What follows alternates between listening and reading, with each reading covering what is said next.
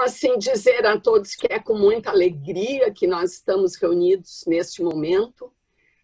É um recurso que não é o ideal, mas é o que temos para o momento, né?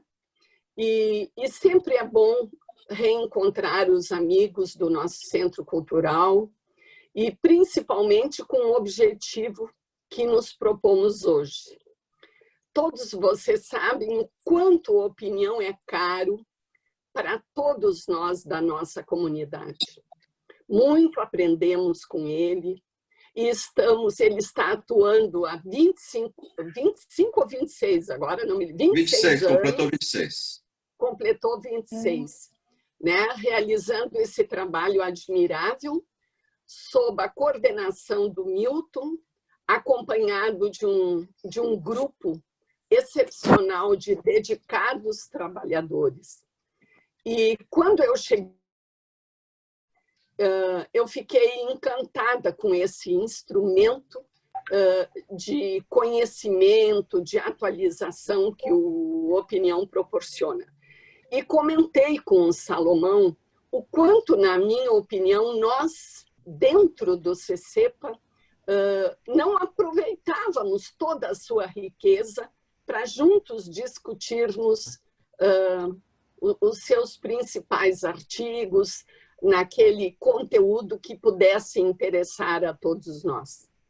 E o Salomão acolheu a ideia e começamos na gestão dele as nossas reuniões de integração, cujo objetivo é aprofundar os temas do Opinião.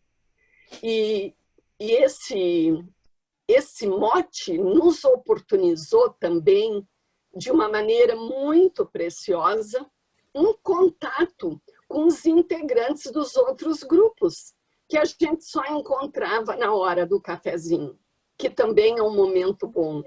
Mas como hoje, nós podemos nos tocar e trocar ideias e conhecer um pouco mais do outro, né? Na riqueza que cada um tem para partilhar no grupo. Então, é com muita alegria que estamos hoje iniciando a primeira reunião virtual com esse objetivo, agradecendo muito, desta vez também ao Salomão, que é aquele que vai conversar, iniciar a nossa conversa, o nosso debate. E eu gostaria, nesse momento, de passar a palavra para o Beto. O Beto é o nosso vice-presidente, admirável vice-presidente, grande parceiro, grande auxiliar, né? E me ajuda a pensar ideias junto com todos os demais membros da diretoria. Mas o Beto é especialmente, acumulando cargos, o nosso diretor do Departamento de Estudos Espíritas. Então, Beto, passo a palavra para ti, para que tu possas também dar início, né, sob tua coordenação geral, ao nosso encontro de hoje. A palavra está contigo, Beto. Obrigada. Obrigado, Dirce. Repetindo o que a Dagmar falou agora há pouco, eu acho que a gente tem que se adaptar a essas novas ferramentas, ainda mais no momento que a gente está vivendo agora, com a pandemia. E é isso, nas primeiras vezes tem essas dificuldades para se adaptar, para entender como é que a ferramenta funciona, mas eu acho que depois vai ficar mais tranquilo. Então, eu vou ficar mais aqui na parte técnica, cuidando quem está entrando, quem está pedindo a palavra. Eu vou pedir agora eu vou passar a palavra para o Salomão, eu vou pedir então que todos desliguem os seus microfones, né, e liguem só no momento que forem falar ou para pedir a palavra, tá? Para ficar mais fácil. Então, para já dar início ao estudo, é só apertar no meio da tela e no microfone, ele vai mutar automaticamente, não tem... Então, bota no meio da tela, silenciar. Depois, quando quiser falar, é só apertar ali no meio da tela de novo. Se tiver no computador, é só ir no canto inferior esquerdo e apertar em mute, que vai ficar mudo, né? E desmutar. Aí eu acho que quase todo mundo já. Mas eu posso fazer também por aqui, né? Já estou dando entrada também a Elizabeth, está entrando agora, então vamos passar a 18 participantes. E Que bom. passando então a palavra ao Salomão, para dar início ao nosso estudo da noite. Obrigado, viu? Obrigado pelo elogio, Dirce. Imagina, merecido. Muito bem. Bem-vinda, Beta. Boa noite a todos. E, na verdade, hoje nós temos um encontro de integração. Não é exatamente uma palestra com ouvintes, é um evento com participantes. E todos vocês já estão, teoricamente, inteirados do assunto na sua totalidade, né? Porque foram divulgados os documentos que vão ser objeto da nossa reflexão. 2 deles foram publicados no Opinião, que é um dos últimos artigos que eu escrevi sobre os anjos e demônios, e também um artigo que eu escrevi há tempos atrás sobre anjos da guarda, que é um assunto correlato. E há um documento também muito bem elaborado pelo nosso teólogo, o Beto, né, que foi publicado também, foi postado no WhatsApp, que o título é de Malar e Daimon aos Anjos e Demônios, né? Também um trabalho interessante que o Beto organizou, inclusive citando aqui algumas partes do vocabulário espírita, do qual eu também vou fazer comentário, né? Então, nós estamos instruídos sobre o assunto e podemos, portanto, discutir, debater, que é o nosso interesse, né? A nossa intenção. Vamos, então, estabelecer alguns pressupostos, né? Antes de entrar exatamente no assunto, que são anjos e demônios. Nós vamos analisar esse assunto, naturalmente, sob uma perspectiva da atualização do espiritismo, né? Que não é uma proposta popular no meio espírita, já que há posições divergentes de que o espiritismo deva ser atualizado, né? Eu lembro que daqui a alguns meses, no mês de outubro, nós estaremos comemorando 20 anos da realização do 18º Congresso Espírita da CEPA, que foi realizado em Porto Alegre e foi organizado pelo CCEPA, por uma equipe de trabalhadores do CCEPA. E o tema desse congresso foi justamente a atualização do espiritismo, não definindo ou afirmando que o espiritismo tinha que ser atualizado. Foi uma proposta de discussão, de debate em torno da questão da atualização do espiritismo. O tema do congresso, todos sabem, era uma pergunta, né? Deve o espiritismo atualizar-se? E, na realização desse congresso, vários autores se inscreveram, houve ampla liberdade de exposição de diversas posições, e não houve censura dos temas apresentados, e isso deflagrou, vamos dizer assim, a partir da CEPA, portanto, deflagrou um processo de debate em torno disso, porque antes da CEPA não se falava em atualização do espiritismo, né? Inclusive, eu vou repetir uma informação que a gente sempre repete, de que quando nós convidamos tanto a Federação Espírita do Rio Grande do Sul, ambas se negaram a participar do Congresso porque não aceitavam que homens fizessem ou se atrevessem, né, a discutir a questão de atualização do espiritismo, porque isso seria uma atribuição dos espíritos reveladores, né, dos espíritos que, quando achassem conveniente, eles trariam, então, os elementos para atualizar o espiritismo. Então, há essa posição dicotômica, digamos assim, no movimento espírita. Um segmento que já admite a necessidade de se atualizar o espiritismo e um segmento que acha que isso não, a obra de Kardec não pode ser mexida e que só os espíritos superiores é que podem vir, se manifestar e atualizar.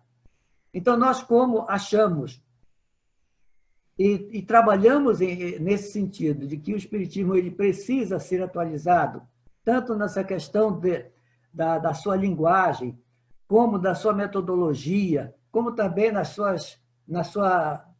no seu paradigma, digamos assim, que estamos vivendo um novo paradigma na humanidade, é necessário que correspondamos, né, àquela expectativa e àquela proposta de Kardec de que o Espiritismo não deveria se mobilizar, sob pena de suicídio.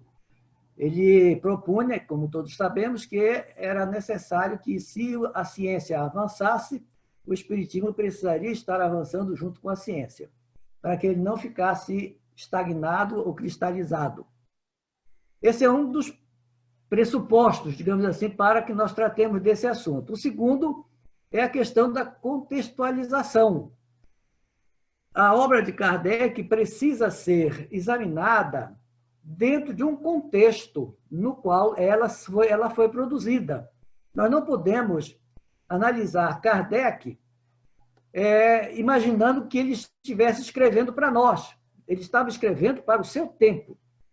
Temos que considerar qual era o paradigma existente na época. Podemos dizer assim que era o paradigma da igreja, o paradigma católico, cristão. E eu lembro aqui que uma das reflexões que a Dirce tem feito é de que a linguagem de Kardec ela era necessária ser daquela maneira para atingir o público ao qual ele estava se dirigindo.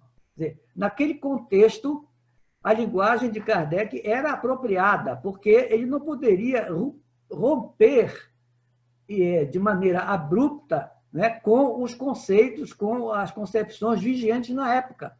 Ele trazia e tentaria trazer para a reflexão a linguagem existente, mas com os conceitos espíritas. E é nisso que nós nos detemos para fazer essa reflexão, essa análise. Kardec usou terminologia do cristianismo, tentando dar a explicação doutrinária à luz do espiritismo. Alguns dizem assim, foi uma espécie de meio de campo, né? Ele tentou aproximar, o Beto fala em assimilar. Ele assimilou a linguagem católica, cristã, mas tentando explicá-las à luz do conhecimento espírita. Para aquele momento era adequado isso, não é? Agora, se nós considerarmos o momento em que nós vivemos agora, essa linguagem já não é mais adequada. Usar as expressões que nós estamos aqui criticando, né, de anjo, demônio, céu, inferno, demônio, karma, essas expressões que são trazidas de outras correntes de pensamento ou religiões, elas não são apropriadas no ambiente espírita, sob pena de causar uma certa confusão, porque é uma linguagem ambígua, né? Essa reflexão que nós fazemos, então, esses pressupostos que nós estamos utilizando para fazer essa reflexão em torno dos anjos e demônios, né? Um outro elemento que precisamos considerar são os espíritos que participaram do processo da codificação. Há muitos espíritos que foram ouvidos, que escreveram, que se manifestaram. Mas no Livro dos Espíritos, por exemplo, nós vamos encontrar especificamente alguns, talvez muitos, que eram profundamente ligados à Igreja Católica. Alguns eram os pais da Igreja, né? Alguns eram teólogos, alguns eram escritores católicos e que se manifestaram, né?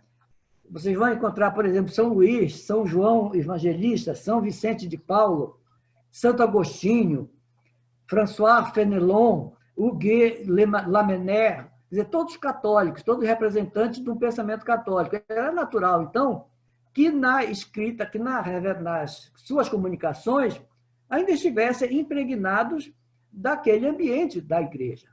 Quer dizer, no momento, naquela época, isso era perfeitamente aceitável, natural. Agora, vamos trazer esses mesmos conceitos, ou esses mesmos assuntos, para o nosso momento. E é isso que nós vamos tentar fazer.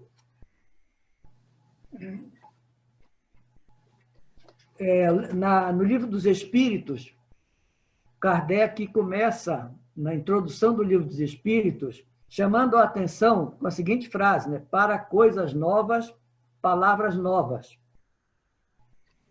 Para coisas novas, palavras novas.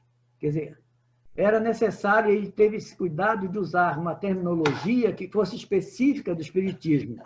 Então, ele usou a palavra espírito, esclareceu o que significava espírito, alma, o espiritismo, para não confundir com o espiritualismo, enfim, tinha um cuidado semântico, né? E, no entanto, aí é a crítica que a gente faz, no decorrer das obras seguintes, né, que foram o Evangelho, o Céu e o Inferno e a Gênese, ele já utiliza de maneira muito corrente expressões da Igreja. O Céu e o Inferno, nós vamos encontrar o próprio título, o Céu e o Inferno, numa obra espírita, parece estranho, porque céu e inferno são conceitos católicos, são conceitos do cristianismo, são conceitos das religiões. Não existe céu, não existe inferno, né, na concepção espírita. Quer dizer, há muitas palavras, muitas expressões que Kardec utilizou e que podem hoje ser feita essa leitura sem essa perspectiva histórica, ou seja, sem contextualizar a obra dele, nós podemos causar confusão, especialmente no neófito, ou seja, naquele que está se iniciando no espiritismo, que não consegue ver essa distinção conceitual entre aquelas expressões que são da teologia católica e os conceitos do espiritismo, que são bastante diferentes, bastante diversos daqueles da religião cristã. Vocês podem, lembro, como foi lembrado, vocês podem interromper, podem questionar, só não esqueçam de ligar o microfone ou fazer um sinal com a mão que o Beto abre o microfone, né? Tá tudo bem? Então, vamos começar com os anjos, né? O que é que são anjos? A implicância que eu tenho, né? E que eu coloquei isso no artigo, né? Essa incomodação pelo fato de Kardec usar, de uma certa forma exagerada, essas expressões. Nós vamos tentar fazer essa reflexão agora, né? Anjo, o que é? Vou ler aqui. Anjos são seres celestiais e espirituais que servem como ajudantes ou mensageiros de Deus. Os anjos, muitas vezes, foram autores de fenômenos milagrosos e a crença corrente nesta tradição é que uma de suas missões é ajudar a humanidade em seu processo de aproximação a Deus. Anjo é um ser criado na condição de perfeição. Em síntese, é isso aí. O anjo já foi criado na condição de anjo. Kardec diz que anjos são os espíritos puros. Quer dizer, muito embora ele tenha feito essa distinção na questão 128 do Livro dos Espíritos, Kardec, eu vou ler aqui para aclarar melhor. Kardec pergunta: os seres a que chamamos de anjos, arcanjos, serafins, formam uma de outros espíritos? A resposta dos espíritos foi não. Quer dizer, os anjos não são da mesma natureza dos espíritos. São coisas diferentes. Mas aí responde assim: não, são os espíritos puros, os que se acham no mais alto grau da escala e reúnem todas as perfeições. Quer dizer, ele disse que não eram, mas que eram espíritos puros. Anjo igual espírito puro. E aí surge o problema, né? Espírito puro não é anjo. O espírito puro é aquele espírito, segundo nós sabemos, que transitou pelas diversas encarnações, né? Centenas, milhares, não se sabe quantas encarnações, e que chegou nessa condição de perfeição relativa, sem e isso a partir do seu próprio esforço, do seu próprio trabalho. Os anjos não teriam passado pelas encarnações. Então, há uma diferença, né, conceitual nisso aí. Usar a expressão anjo como equivalente de espírito puro cria uma ambiguidade, né, uma confusão, porque são conceitos diferentes. É só o problema. É o único problema. Kardec ele deixou claro isso, né, na linguagem, dos seus textos. Ele explica muito bem o que são os espíritos puros, tanto que na questão 112, se eu não me engano, do Livro dos Espíritos, ele trata justamente dessa classe de espíritos puros e dá toda uma descrição do que são esses espíritos.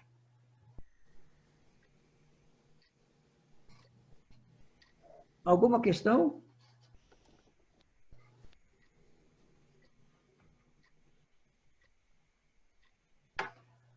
Relembrando, Kardec, na questão 112, o que são os espíritos puros? Espíritos que percorreram todos os graus da escala e se despojaram de todas as impurezas da matéria. Tendo alcançado a soma de perfeição de que é suscetível a criatura, não tem mais que sofrer provas, nem expiações, não estando mais sujeitos à reencarnação em corpos perecíveis, realizam a vida eterna no seio de Deus. E na 113 eu peguei um trechinho assim, ele diz assim, são designados, às vezes, pelos nomes de anjos, arcanjos e serafins. Quer dizer, anjo, arcanjo e serafim são expressões, é uma terminologia católica. E Kardec diz que eles são, eventualmente, chamados de anjos, arcanjos e serafins. Hoje, se Kardec tivesse que tratar desse assunto, ele certamente já não faria essa analogia. Por quê? Porque ela causa uma confusão, né? Ela causa uma interpretação errônea do que seja, porque anjo não passou pelas reencarnações e os espíritos puros, eles transitaram pelas encarnações. Há um trecho nós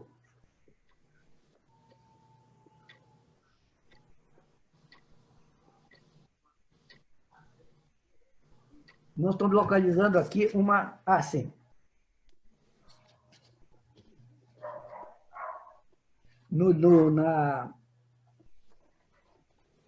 Na questão da classificação dos anjos, a Igreja ela tem uma classificação em 3 grupos de anjos, né, desses seres. E que Kardec, numa das suas obras, ele aborda, acho que é no livro O Céu e o Inferno. Mas, para a Igreja, existem 3 categorias. Aqueles que estão, digamos assim, mais próximos de Deus, eles chamam de tríades, né? Seriam os serafins, os querubins e os tronos. Esses estariam diretamente ligados ao céu. A outra categoria, ou uma outra tríade, chamada de dominações, virtudes e potestades. Esses estariam cuidando do universo, da criação. E uma outra categoria mais inferior, que seria uma outra tríade, que seriam os principados, os arcanjos e os anjos. Então, vejam bem que esses anjos a que Kardec se refere estariam classificados na Igreja aqui nessa 3ª classe, de principados, arcanjos e anjos. Até, segundo a tradição católica, o Lúcifer seria um querubim, né, seria daquela categoria mais ascendente, que se rebelou por inveja, por insatisfação, né? E acabou sendo expulso do paraíso, e aí passou a ser o Lúcifer, né? Da teologia católica. Demônio ou diabo, né? Como quer que se chame, né? Então, vejo que há essa utilização dessas expressões, e Kardec fez isso, né? Usou essas expressões na codificação do Espiritismo, hoje já não estariam muito bem colocados, né? Hoje precisaria se fazer uma distinção. Espírito puro é aquilo que o Espiritismo admite, é aquilo que o Espiritismo estuda. Anjo, demônio, serafins, arcanjos, isso é terminologia própria da Igreja Católica. Coisa estranha que nós temos no Espiritismo, no nosso movimento espírita, é que nós temos um anjo, né, na direção do movimento espírita. A FEB tem o anjo Ismael, né, que certamente não é um anjo, é um espírito, né, que se autodenominou de anjo. Quando o Luiz Olímpio Teles de Menezes começou a sua tarefa em Salvador, fundou o primeiro jornal espírita, né, ele era católico, e se refere e recebeu manifestações de um anjo de Deus. Ele se assinava anjo de Deus. Isso é muito estranho, né? Já que isso não existe na terminologia espírita.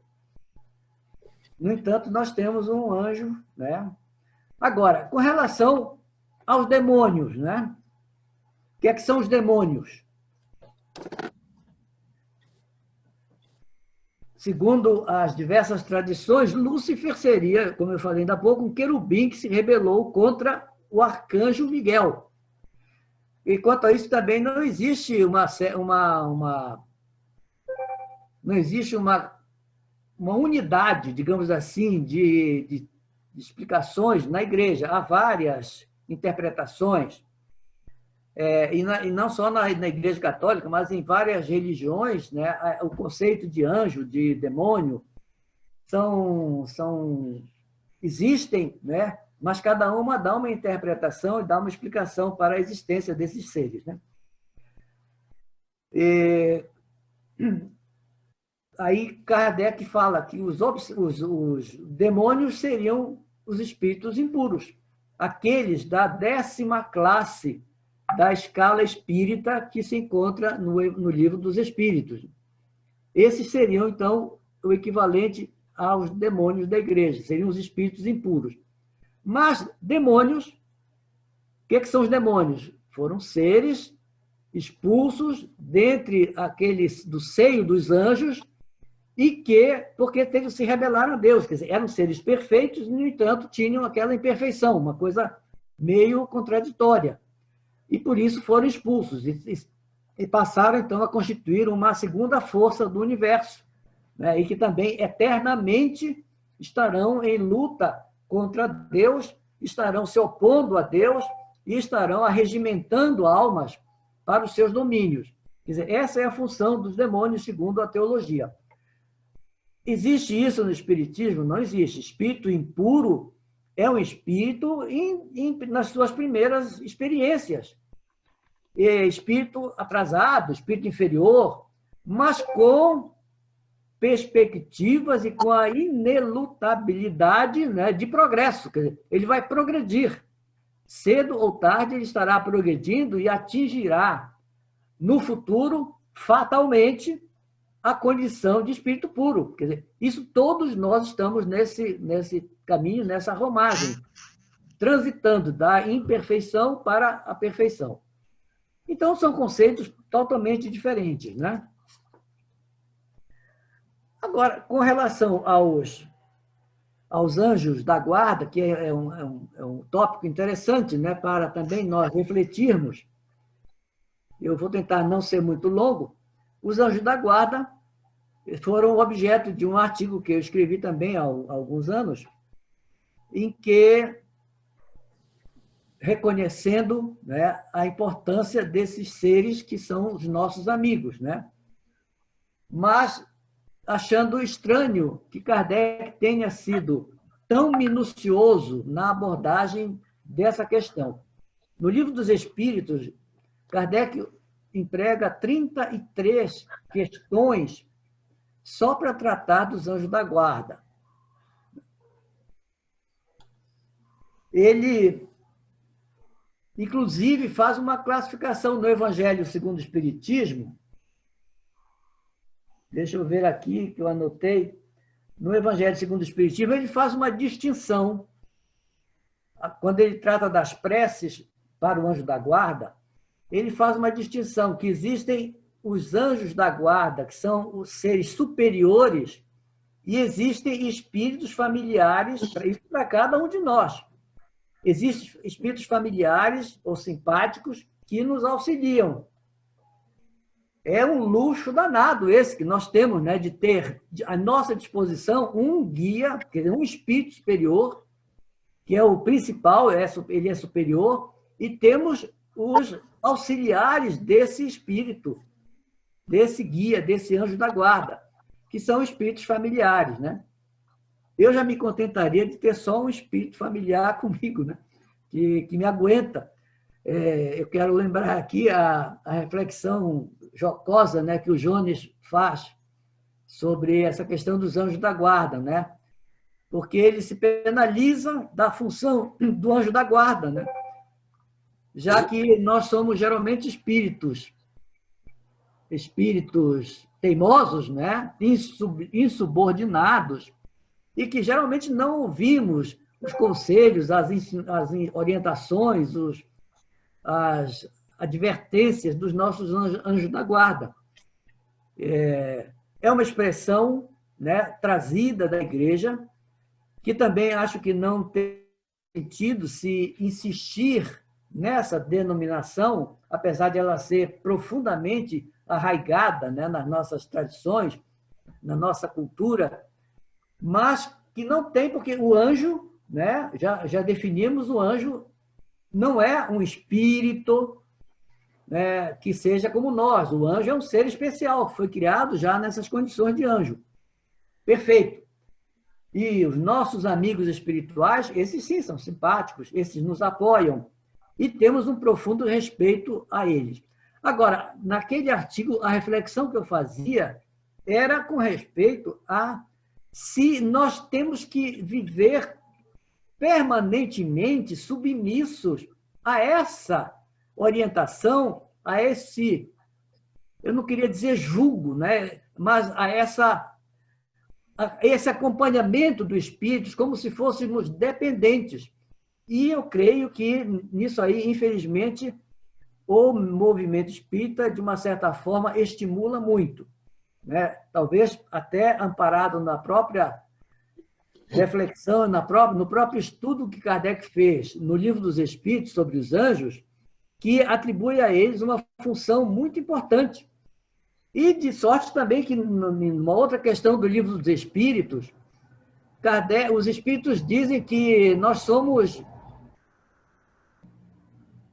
demasiadamente, nós somos dirigidos até pelos Espíritos. Não recordo agora do texto exato, mas que demonstra o quê? Que há uma supervalorização do papel dos Espíritos na influência sobre nós.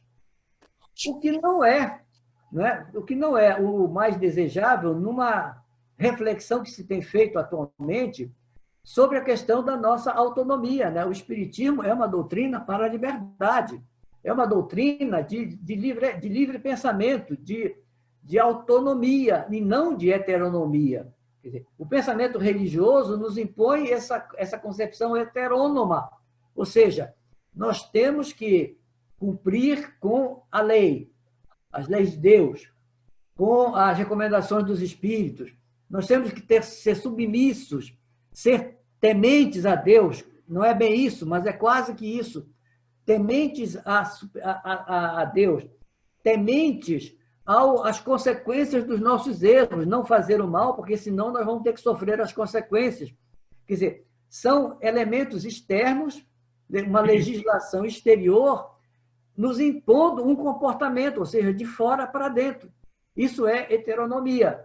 Mas o Espiritismo nos propõe o quê? O uso da nossa liberdade, o nosso pensamento, a nossa vontade, o nosso livre-arbítrio. E quando nós sentimos que o fazer o bem é o melhor para nós, quer dizer, é uma decisão movimentada pela vontade que nós temos. Então, é diferente, né? O anjo da guarda, para nós, seria uma bengala, né? Uma muleta a quem nós sempre temos que estar nos amparando nela para caminhar. Não é essa a proposta espírita. Eu fiz até uma analogia com a figura do professor, do mestre, né? O verdadeiro, o bom professor, o bom mestre, não quer que o aluno, que o seu discípulo fique permanentemente na sua dependência, sempre perguntando para ele o que é que tem que fazer, pedindo explicação sobre tudo.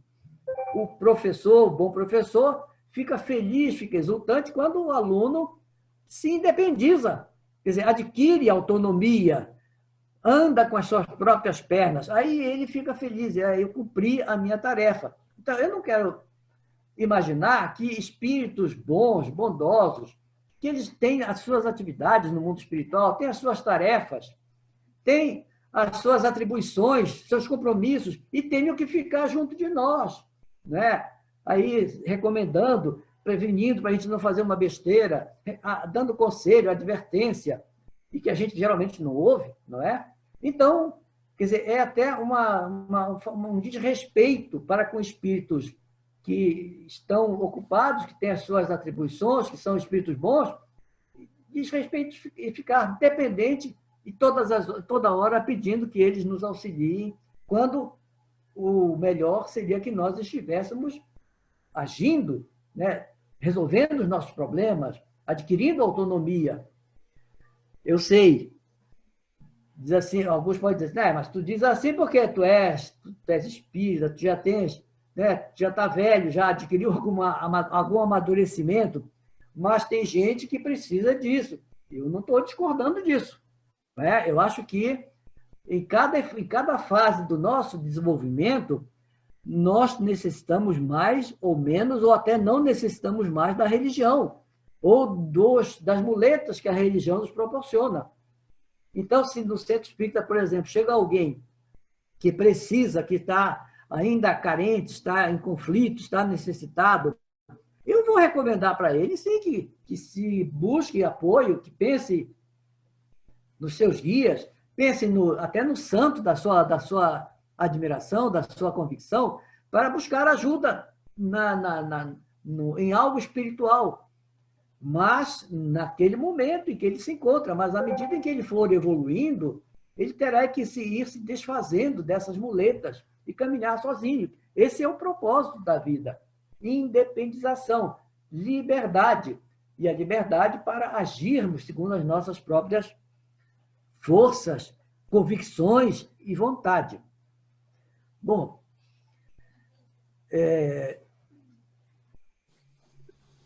isso tudo nos leva o quê? A uma né? Quer dizer, a utilização de termos na codificação era compreensível em função do momento e para o público a que Kardec se dirigia. Mas hoje nós somos incentivados pelo próprio codificador a que não nos deixemos, né, cristalizar nas nossas concepções. E o Espiritismo precisa avançar. O Espiritismo precisa estar dialogando com a cultura, com o pensamento da nossa época, do nosso tempo. E, naturalmente, que essas reflexões nos devem levar, quer dizer, não como uma coisa que tenhamos que fazer agora. Nem todos nós estamos ainda já preparados para nos desvencilhar desses recursos que a religião nos proporcionou durante tantas vidas, tantas existências.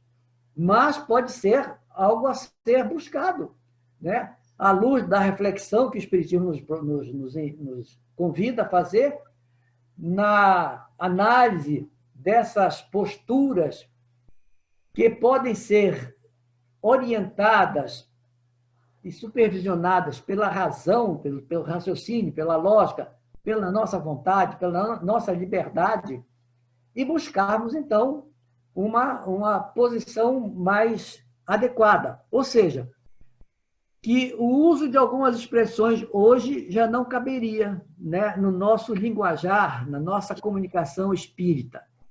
Utilizar essas expressões nos remete novamente, né, aos conceitos da religião. Só para falar de mais uma prática que se realiza comumente no meio espírita, chamado culto do evangelho no lar, né? Quer dizer, é uma prática do cristianismo e que, é claro que o nome seria irrelevante, né?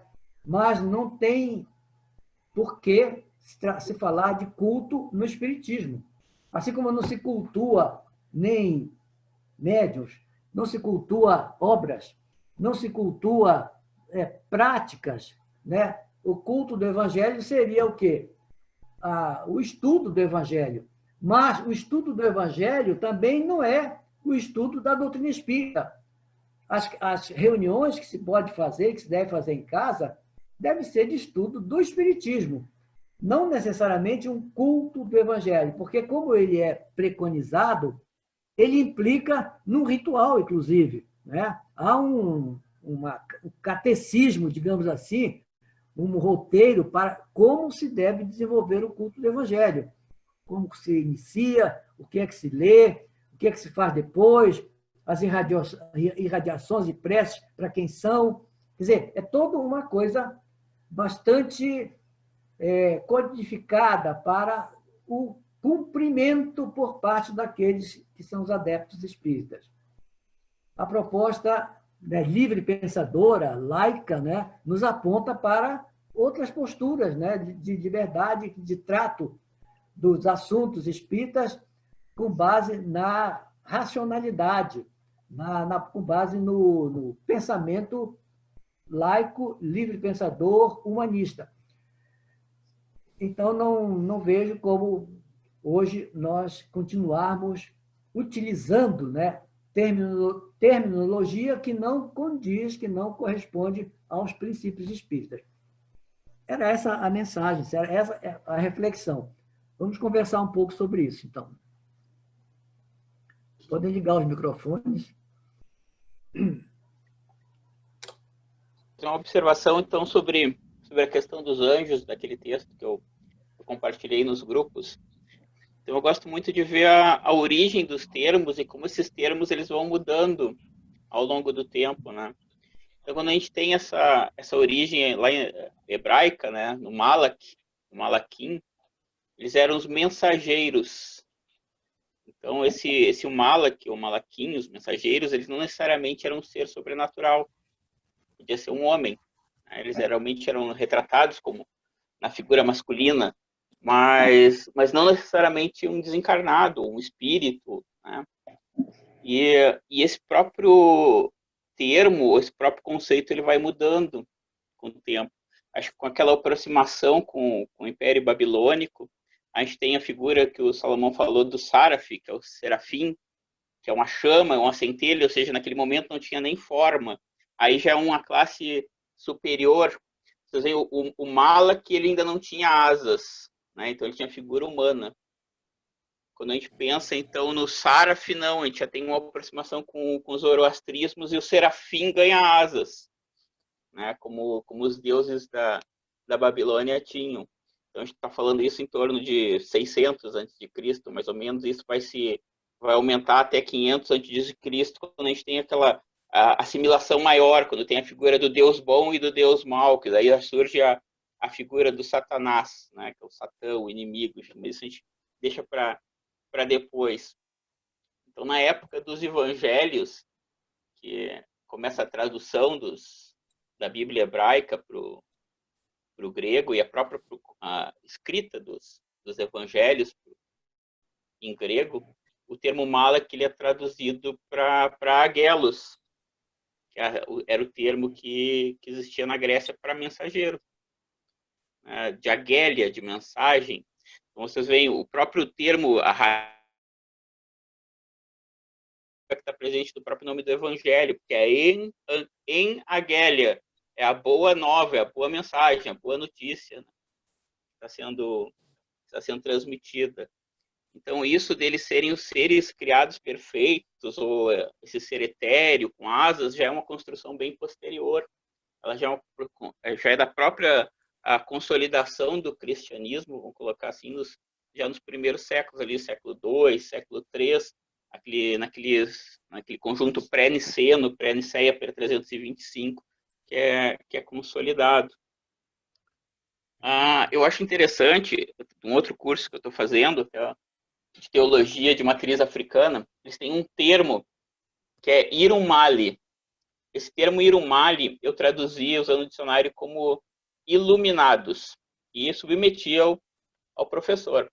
Ele me disse, não, tu não pode fazer essa interpretação porque iluminados, tu está considerando que esses seres em algum momento eles não tinham luz e passaram a ter. Eu estava relacionando ele com os nossos espíritos superiores, né? Então eu estava fazendo uma interpretação. Aí ele disse, aí tu não está fazendo uma assimilação, tu está se apropriando de um termo. A tradução para esse termo para o português não é iluminados, mas seres de luz que sempre tiveram luz, que é a questão dos anjos que o Salomão colocou agora. Então, os anjos, eu não vou nem falar em terminologia católica, mas eu vou falar numa terminologia cristã, em geral, né, que vem toda essa construção de tradição cristã, passando inclusive pela reforma, eles usam esse termo para se designar a seres já criados perfeitos, seres de luz, que não teriam passado por um processo de progressão ou não teriam sido inferiores antes, eles já foram criados assim. Então, no momento que a gente faz essa interpretação, a gente pode entender como assimilação, mas o outro que está ouvindo, seja ele católico, seja ele protestante, de qualquer uma das correntes, enfim, das tradições, pode entender isso como uma apropriação, que eu estou me apropriando do termo dele, daquela religião, para criar uma coisa diferente e dizer que aquilo que ele acredita não é daquele jeito. Então, eu entendo isso que o Salomão falou assim hoje, no século XXI. Ao mesmo tempo que a gente tem que ter o respeito pela crença do outro, a gente tem que saber diferenciar o que é espiritismo, o que é catolicismo, o que é a igreja luterana, o que é a Umbanda. Cada um tem a sua área. No momento que a gente começa a se aproximar demais e fazer um sincretismo muito grande, com perdão do termo, acho que a gente acaba caindo numa coisa muito salada mista, né? Muito confuso, quando a gente já não sabe mais do que a gente está falando. Não.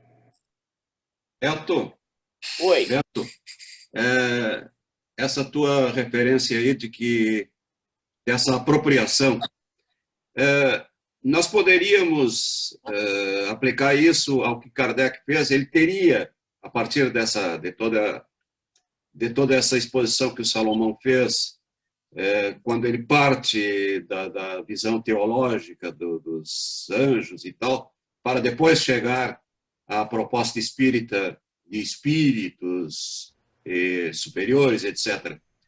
Ele teria incorrido nesse fenômeno da apropriação de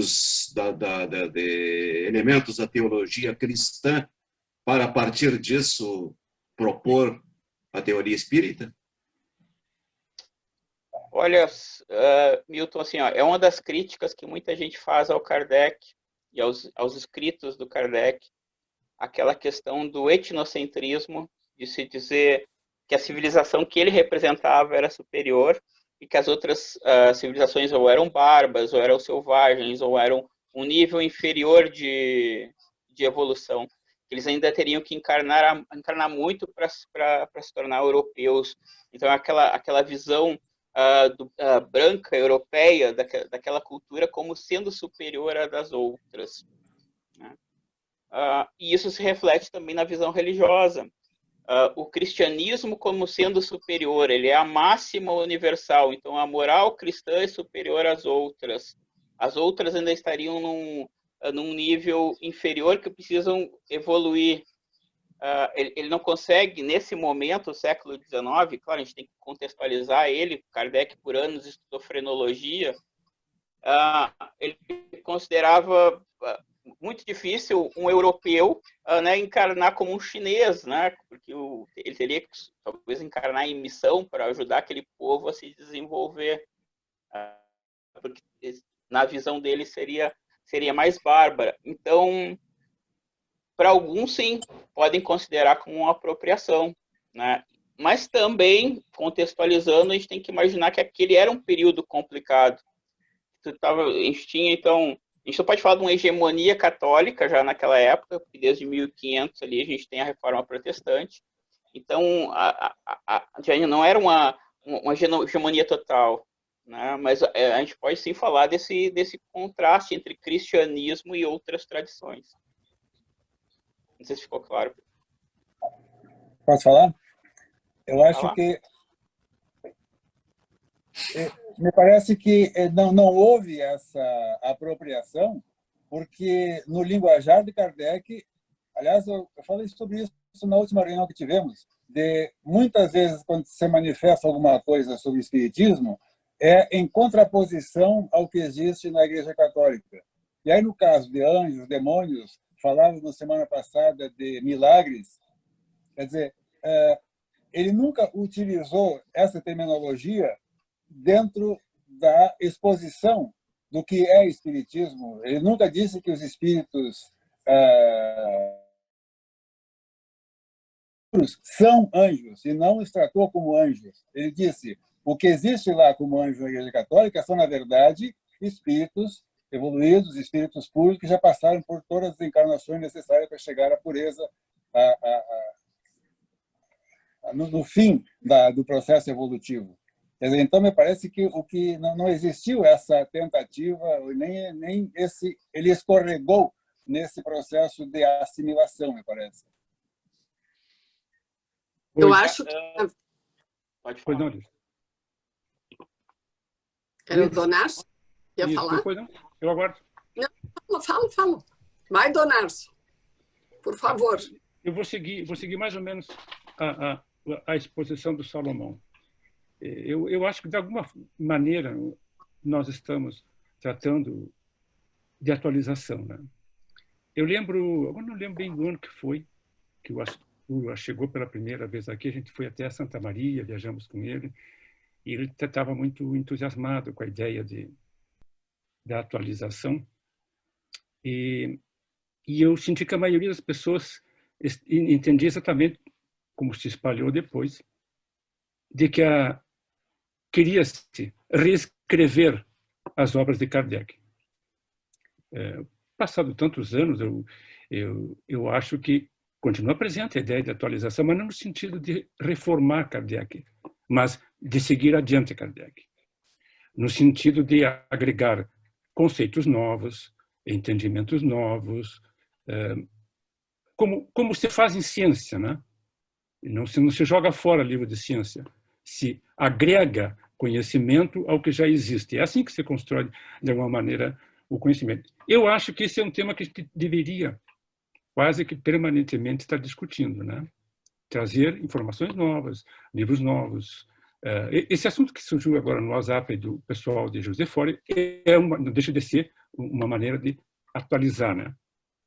Bom, depois o Salomão falou de contextualizar Kardec, tentar entender todo esse movimento que ele fez de aproximação com o catolicismo, né? E eu tenho muita dificuldade de entender assim, dessa maneira. Não entendo por que Kardec se aproximou tanto a ponto de tentar se apropriar mesmo, de traduzir alguns conceitos espíritas ao catolicismo, e acho que isso aí acabou gerando um entendimento completamente oposto do que ele poderia ter pretendido fazer. Eu não entendo, não aceito que se trate tanto de religião quando Kardec, em todo momento, lembra que espiritismo é ciência. Eu botei aqui no meu mural e botei no celular, ó, tá aqui, ó. Aquele conceito que eu gosto muito. O espiritismo é uma ciência de observação e uma doutrina filosófica. nós deveríamos tratar exatamente disso. As religiões são as religiões. As pessoas que são religiosas devem tratar nos seus locais adequados. E nós, como mais atento à ciência, mais à filosofia, nos atemos a isso. Eu lembro, alguém deve ter lido já, tem 2 livros muito bons do Eric Hobsbawm, A Era do Capital e A Era dos Impérios. Na Era do Capital, ele vê o mundo de 1848 a 1875, e na Era dos Impérios, de 1875 a 1914. E ele traz uma informação bem interessante. O descrédito em relação à religião e, ao mesmo tempo, sobretudo sobre o catolicismo, e, ao mesmo tempo, a valorização da ciência. Por quê? Porque se comprovou que muita coisa que havia na Bíblia não tinha como comprovar a sua existência.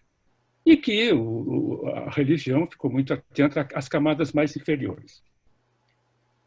Ele chega a citar o espiritualismo, mas assim, muito en passant, sobretudo essa crença na vida futura. Eu acho que Kardec tem um mérito estupendo.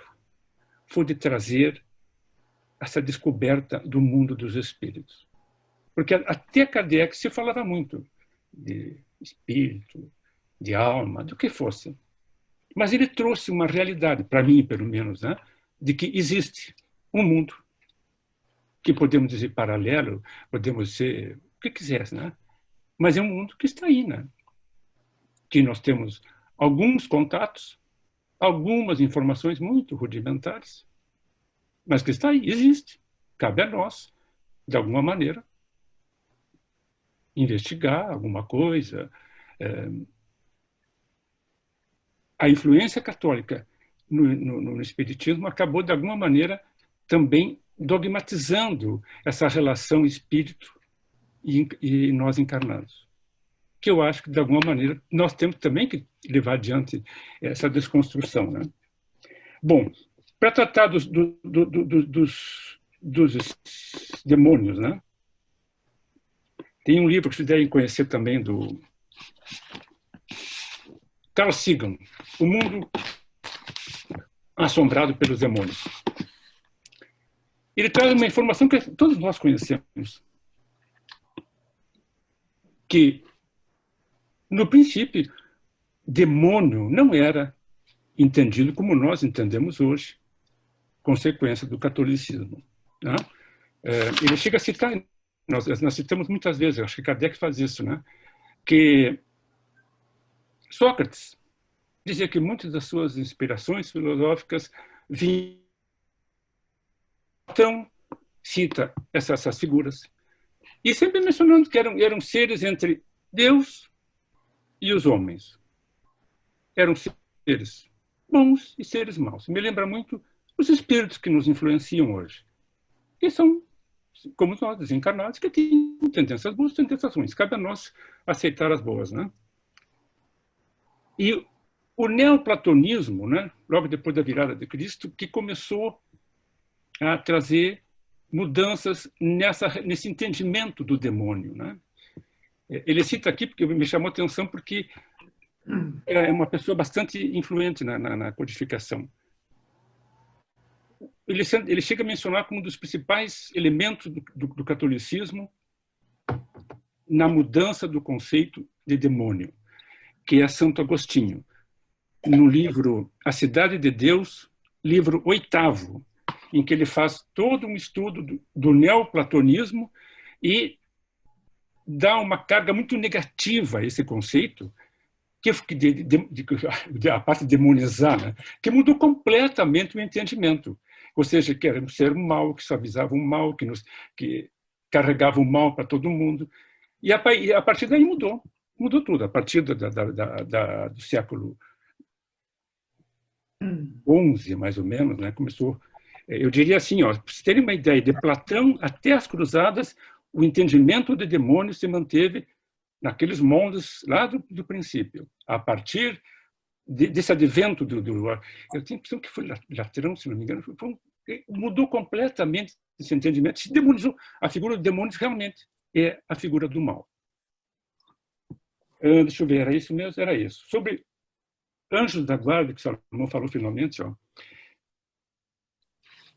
não sei qual é o espírito que respondeu, mas olha só, na questão 508 que ele está respondendo, diz assim, pergunta o Kardec, os espíritos que deixaram a Terra em boas condições podem sempre proteger os que amam ou lhes sobrevivem? Ele diz assim, olha, até pode, mas não é bem isso aí, viu? O anjo da guarda é muito mais forte, viu? Então, eu vejo que, de alguma maneira, ele assimilou alguns conceitos de criar essa figura um pouco acima de todos nós, né? E eu, de fato, tenho uma dificuldade muito grande em trabalhar com o catolicismo. Eu acho que nós só vamos nos soltar da amarra do pé, sabe aquela bola de ferro que amarra no pé, o dia que nós largarmos de olhar o catolicismo e seguirmos nosso destino, como diz Salomão. Somos uma ciência e vamos buscar a vida, né?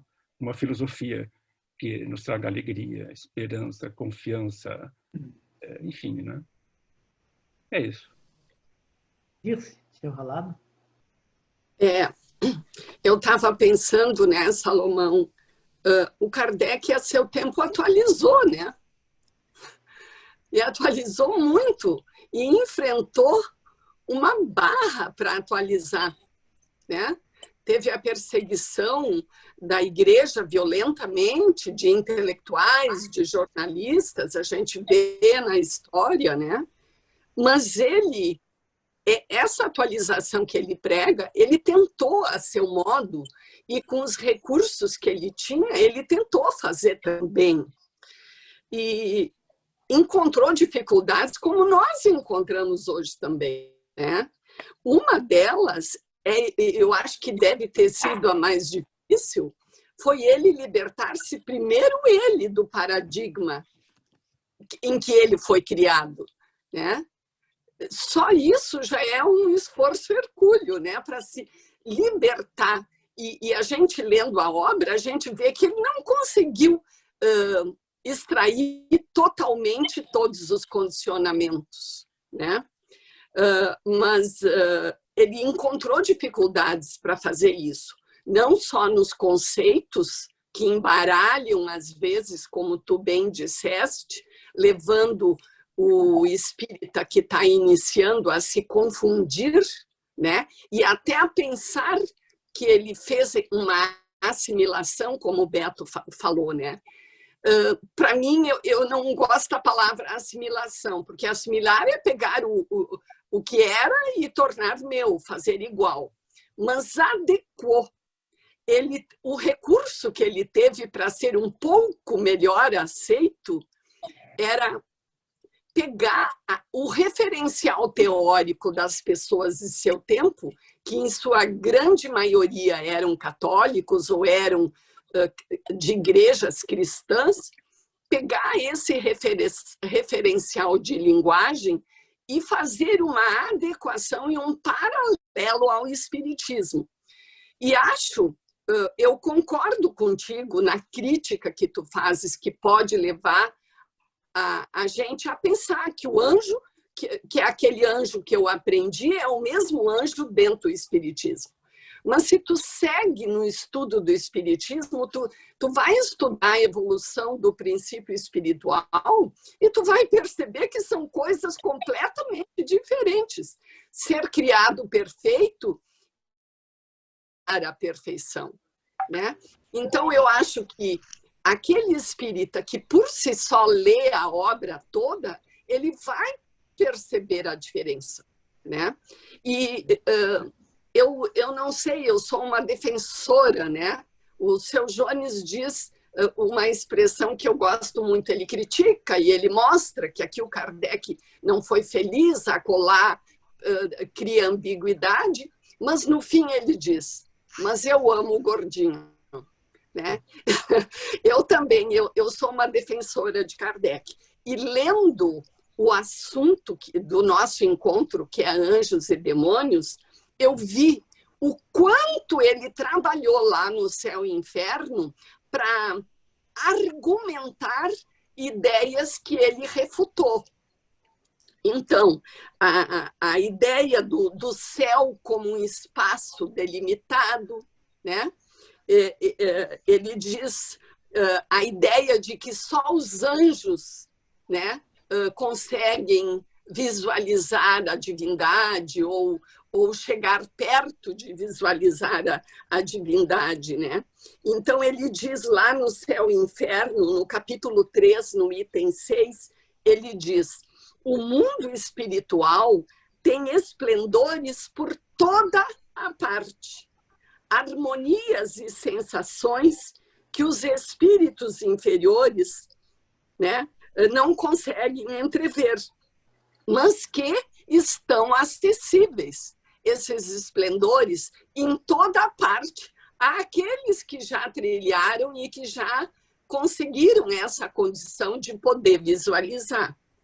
Outra coisa que eu achei interessante, quando ele critica a hierarquia dos anjos e os privilégios dados aos anjos. Aí, falando exclusivamente sobre as missões dos anjos, ele diz: ao lado das grandes missões confiadas aos espíritos superiores, há outras de importância relativa em todos os graus da escala, concedidas a espíritos de todas as categorias, podendo afirmar-se que cada encarnado tem a sua, isto é, deveres a preencher no serviço do bem aos seus semelhantes. Isso está no capítulo 3, item 14. Então, ele vai e ele diz que todas as inteligências concorrem para a obra geral. Qualquer que seja o grau atingido, aqui ele está desconstruindo aquela ideia que só espíritos perfeitos podem concorrer na obra do bem. E cada um, na medida das suas forças, seja no estado de encarnação ou no espiritual, poderá contribuir. Isso está no item 15 do capítulo 3. Então, ao mesmo tempo que o Salomão levanta os aspectos ambíguos que podem levar a pessoa a achar que o espírito perfeito do espiritismo é o anjo de que fala a religião e que o espírito obsessor, né, em alto grau da obsessão, é o demônio de que fala a religião, pode apresentar essa ambiguidade, mas ele lá, na entrelinha do Céu e Inferno, ele vai trabalhando a argumentação contrária àquilo.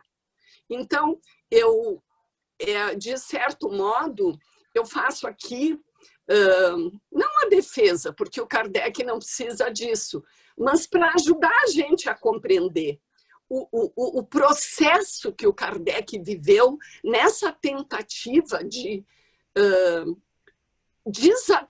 atualizar aquele paradigma religioso que era fortíssimo e que estava impregnado na cabeça de todo mundo, inclusive na dele, né?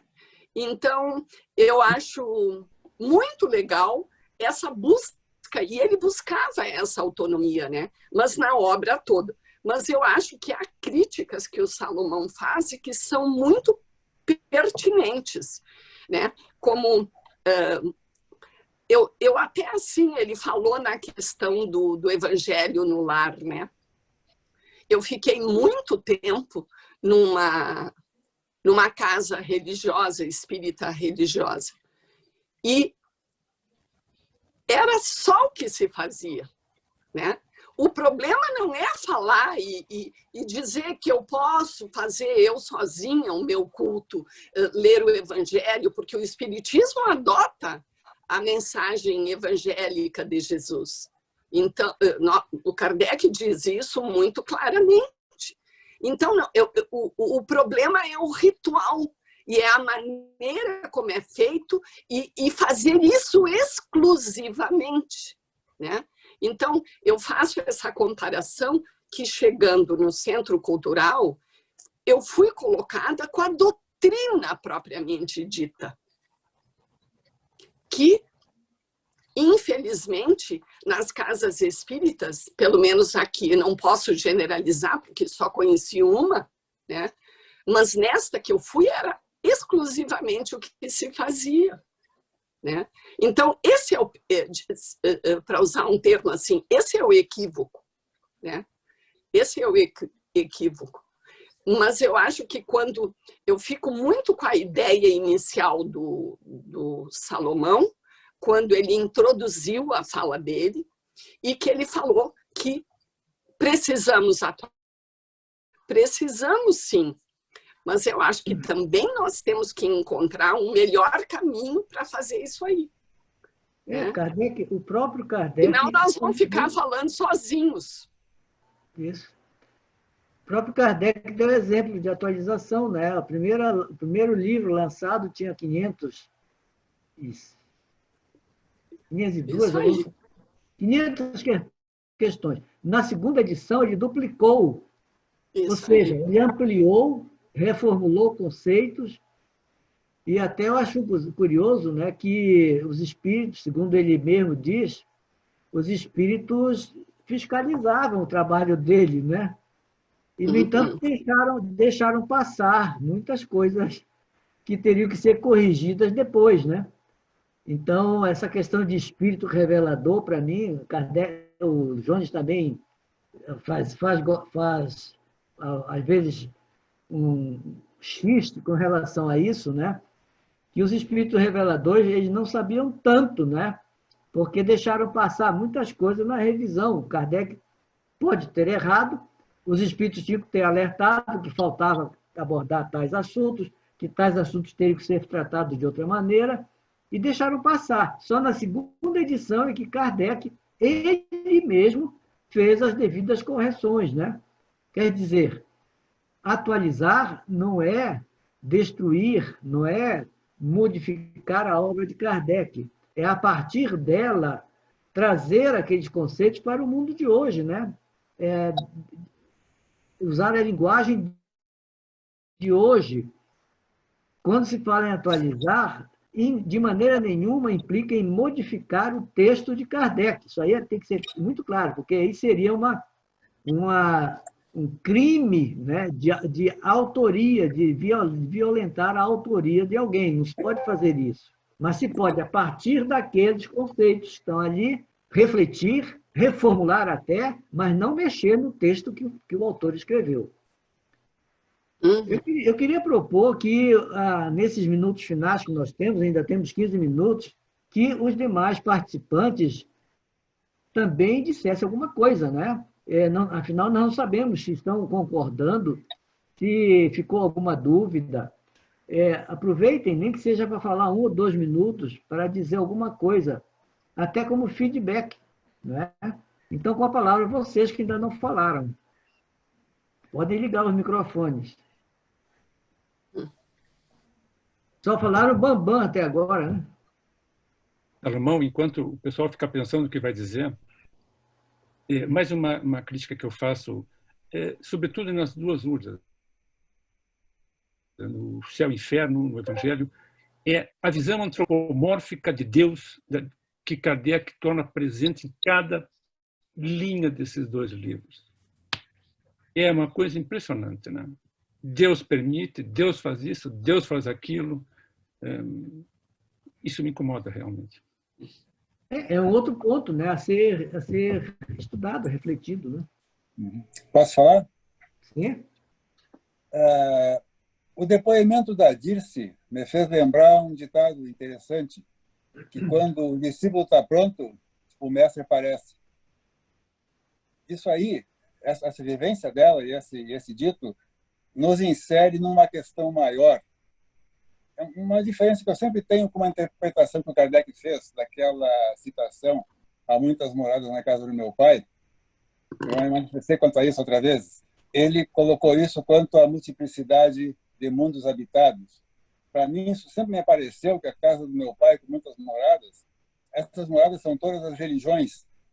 Quer dizer, tudo fala de Deus, tudo se refere a Deus, tudo quer entender Deus. Essa é a grande morada em que cada religião, a casa em que cada religião tem a sua morada ali dentro. Embora não se entendam umas às outras, todas estão sob o mesmo dossel.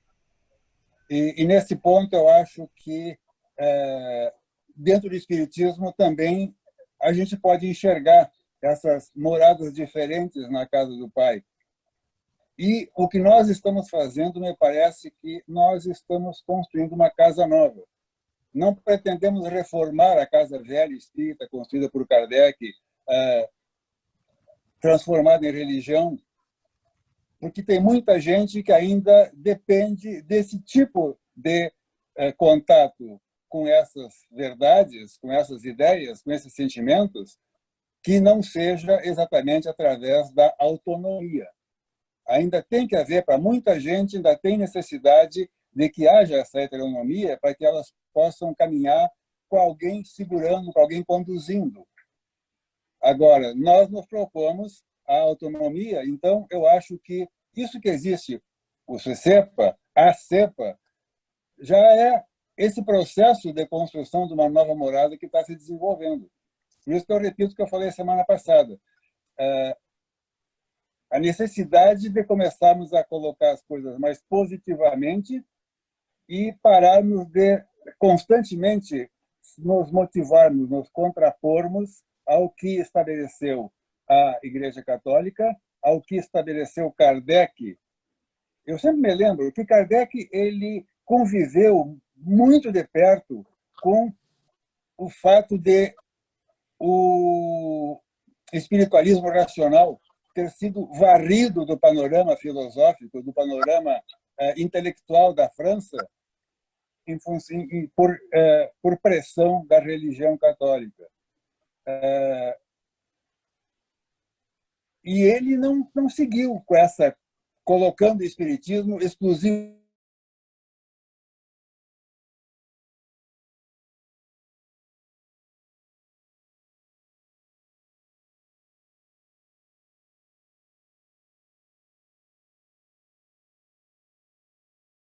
da parte dele, se é que foi da parte dele, se é que foi uma coisa pensada, se não foi instintiva, se não foi uma inspiração. Mas eu acho que, se nós hoje estamos pensando em começar a falar sobre filosofia espírita, nós temos que sair dessa casa anterior, onde estava essa morada, onde estávamos antes, onde estivemos todos nós, eu acho, para então começar a construir essa casa racionalizada autonomamente. Do que vocês falaram agora, eu me lembro da questão 28 do Livro dos Espíritos, que eles respondem que um dos grandes problemas era justamente a linguagem, né? Que era as pessoas se entenderem por usarem os mesmos termos para as coisas diferentes, né? Então, que as pessoas precisariam primeiro se entender no quesito da linguagem. E daí eu observo que Kardec fez essa tentativa primeiro em 1858, quando ele lança o Instruções Práticas e coloca o vocabulário espírita. Então ele tenta delimitar um vocabulário espírita para ser usado entre os espíritas, né? Para a gente ter a certeza de que quando, por exemplo, estamos falando de anjo, nós estamos entendendo a mesma coisa. Quando estamos falando de demônios, ou de diabo, ou de perispírito, ou de espírito, ou de alma, a gente está assim, se entendendo. E é uma tentativa que ele vai repetindo ao longo dos trabalhos dele. Depois ele insere de novo esse vocabulário espírita no final do Livro dos Médiuns, no último capítulo, né, numa versão reduzida. Mas então essa tentativa de chegar num meio termo, num termo comum que a gente consiga se entender sem misturar as coisas.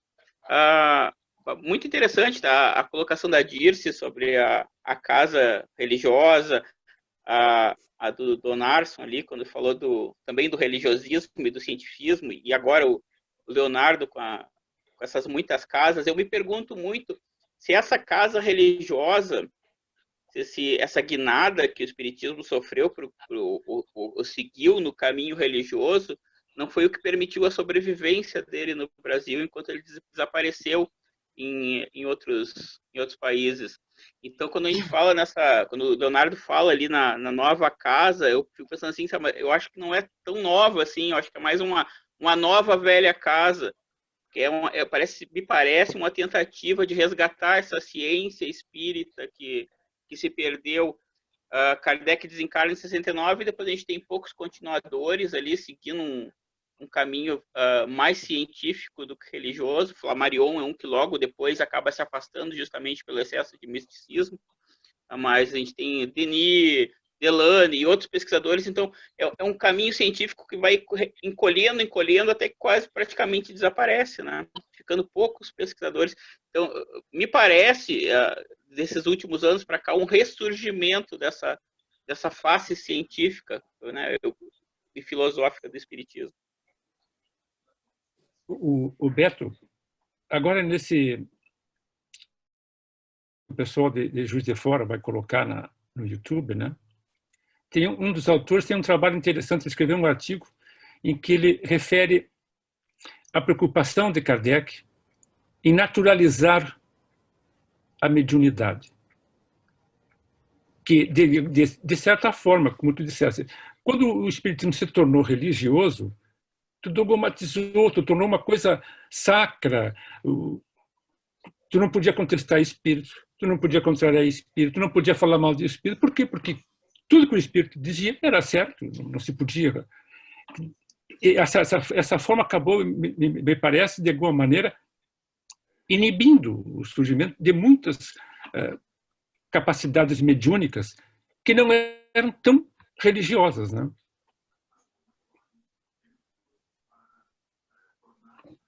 Posso falar? Pode? Calaimundo?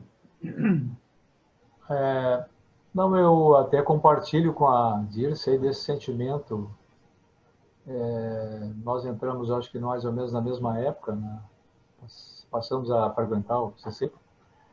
Eu não tinha essa bagagem de conhecimento do espiritismo que ela tinha já, mas para mim foi muito... Fiquei muito maravilhado de entender o espiritismo com essa visão aí, né?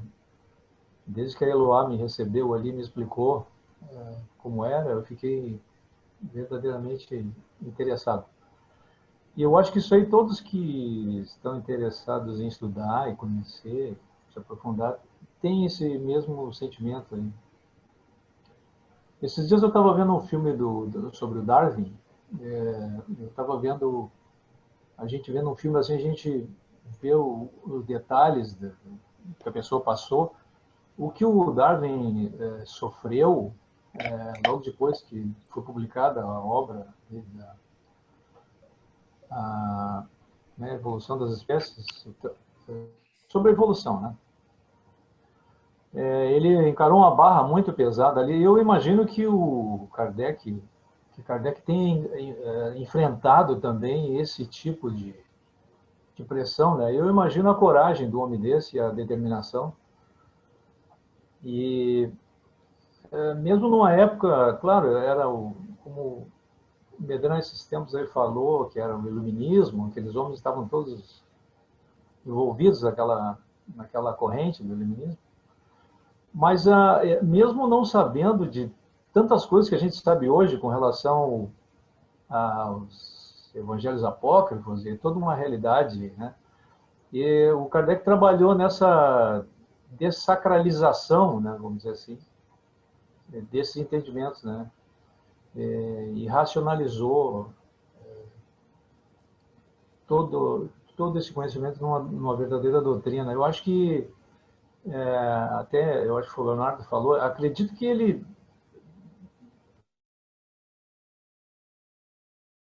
no lugar certo para fazer isso aí, né? Isso é muito interessante, eu sempre fiquei muito intrigado com isso aí. Talvez ele tenha sido intuído a fazer isso, é uma coisa muito estranha, né? Mas, de qualquer forma, eu concordo com as posições aí, e estou sempre aprendendo aí com os mestres mais renomados. E gostei muito de participar dessa reunião, não tinha participado ainda de nenhuma. Bom, esse é o primeiro evento desse tipo, né? Segundo a Dia estava falando, né? O ano Mas, esse ano. Com desse ano, né? Mas está muito legal, gostei muito de participar e obrigado pela atenção aí. Quem mais? Só uns minutinhos, pode? Quem é a Aurora? Então, eu vou dar uma breve participação, tá? Só para falar, assim, alguma coisinha, né? Eu penso assim, que depende muito da interpretação que a gente está dando, tanto para anjo como para demônio, E essa interpretação, ela vai de encontro à situação que a gente se encontra. Se eu me encontro dentro da religião católica, então eu vou pensar em quê? Eu vou pensar nos anjos, que eles estão no paraíso, e enfim, né? Mas se eu for pensar dentro da espiritualidade, então eu vou pensar em seres mais evoluídos, em espíritos que evoluíram. Mas tudo isso, eu acredito que vai muito, se restringe da lei do progresso da nossa evolução. Conforme a gente vai evoluindo, então nós vamos interpretando esses fatos. Agora, eu gostaria de falar nisso que o Leonardo aí mencionou, né? Que na casa do meu pai existem muitas moradas. Então, também eu acho que aí é uma questão de interpretação. Porque se eu vou dizer, na casa do meu pai tem muitas moradas, mas dentro da ciência, então eu vou questionar outros mundos, outros planetas, habitados, outras civilizações. Mas se eu for questionar isso dentro da religião, então eu vou encontrar o quê na minha percepção? Um paraíso, um mundo diferente. Então seria uma outra morada, ou outras, dependendo do grau espiritual que eu estiver. E dentro do espiritismo, né? Aí eu já acredito que essa evolução, a casa, a morada do meu pai, os mundos, né? Ele já vai pertencer à evolução mesmo que a gente está. Então, eu vou progredindo em cada reencarnação e eu vou encontrando esses mundos.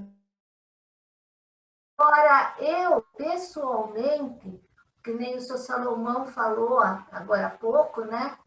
Da modernização, que eu acho que realmente a gente não pode mudar as obras de Kardec. O que ele escreveu está escrito, para mim é sagrado, ele escreveu naquele tempo, naquela época, né? Mas tudo isso a gente tem que ver atualmente que talvez tenha que ter uma modificação, uma modernização, né? Eu até coloquei um pensamento meu, até escrevi hoje durante o dia, né? E eu penso assim, que esse assunto, anjos e demônios, no espiritismo moderno, ele precisa de novos paradigmas e de novas referências. E eu acho que aí está o segredo de um novo tempo da doutrina espírita. Que a gente vai chegar a um tempo que a gente vai respeitar essas obras que foram escritas, as obras de Kardec, mas também nós vamos construir uma doutrina espírita baseada no novo tempo, dentro da nossa época ou outras gerações que virão, outras gerações futuras também. Bom, pessoal, é isso que eu tinha que dizer, né? E espero ter participado um pouco também, tá? Obrigada aí por me ouvirem. Muito bem, quem fala agora? Eu vou falar. Eu quero agradecer, adorei o trabalho de vocês. Foi muito esclarecedor para mim. Mas eu sou de origem luterana. Vocês falam muito na Igreja Católica então eu não posso fazer essa ideia de comparação. Na Igreja Luterana não tem esse troço de santo, anjo e essas coisas mais. Então, para mim, o Espiritismo foi muito fácil. E também agora, o livro Pensador também é muito fácil. Então, eu estou gostando demais, estou adorando. Me convide, me avise, que eu vou vir sempre. Um abraço para todo mundo. Eu queria dar uma palavrinha. O que me incomoda mais em toda essa questão de anjos e demônios não é em si a palavra no contexto religioso, é a palavra no contexto que eles usavam de ideologia, da dominação do povo, pelo medo. Então, é essa questão que mais me incomoda. O Salomão sabe que eu sou uma crítica. Até agora estamos estudando os milagres na Gênese. Eu acho que são coisas que, para hoje, para o nosso espiritismo de agora, são terminologias que não Claro que não vai mudar a obra do Kardec, mas sempre tem que fazer essa leitura com um olhar crítico. E o que me preocupa são essas pessoas que estão iniciando, que, como a Dirce falou lá do céu e do inferno, conseguem fazer essa leitura nas entrelinhas. As pessoas que estão iniciando agora, que vão entrar para um curso básico, é complicado fazer essa leitura da obra dele, né? Ter já de início esse lado crítico. Então, eu acho que é esse o ponto mais complicado assim, que eu vejo dessas terminologias do Kardec. E falar que eu gostei muito do encontro, foi muito bom, e tomara que sejam mais frequentes, assim, que o pessoal possa participar. Muito bem. Quem mais? Ainda tem tempo.